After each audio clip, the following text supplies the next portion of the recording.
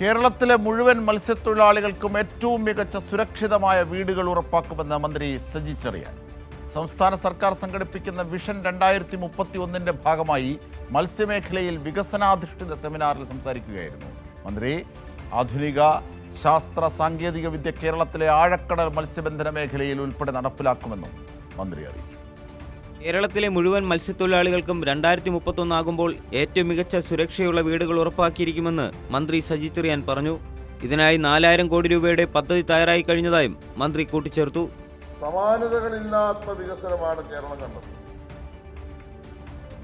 ഈ വീട് കൊടുത്തല്ലോ 20,000 വീട് മത്സ്യത്തൊഴിലാളി കൊടുത്ത കാലമുണ്ടോ? ഒരു ഗവൺമെന്റിനും ചെയ്യാൻ കഴിയാത്ത കാര്യമാണ് ഫിഷറീസ് വകുപ്പ് അവിടെ മത്സ്യത്തൊഴിലാളിക്ക് ഫ്ലാറ്റ് നിർമ്മിച്ചു കൊടുത്തുകൊണ്ട് പൂർത്തീകരിച്ചത്. ഒരു ഗവൺമെന്റ് ചെയ്തിട്ടില്ല. ഉറപ്പിച്ച് ഞാൻ പറയുന്നു, കേരളത്തിലെ മുഴുവൻ മത്സ്യത്തൊഴിലാളിക്കും ഞാൻ മിഷൻ പറയുന്നു, 2031 ആകുമ്പോൾ ഏറ്റവും മികച്ച വാസയോഗ്യമായ വീട് കൊടുക്കുമെന്ന് പ്രഖ്യാപിക്കുന്ന സെമിനാറാണ്, മിഷനാണ് ഇവിടെ നടക്കാൻ പോകുന്നത്.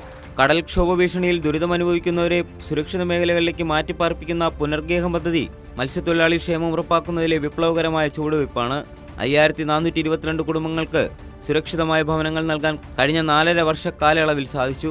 ലോകത്ത് മത്സ്യബന്ധന രംഗത്ത് നിലവിൽ വന്ന ആധുനിക ശാസ്ത്ര സാങ്കേതിക വിദ്യ കേരളത്തിൽ ആഴക്കടൽ മത്സ്യബന്ധന മേഖലയിൽ ഉൾപ്പെടെ നടപ്പിലാക്കുമെന്നും അദ്ദേഹം പറഞ്ഞു.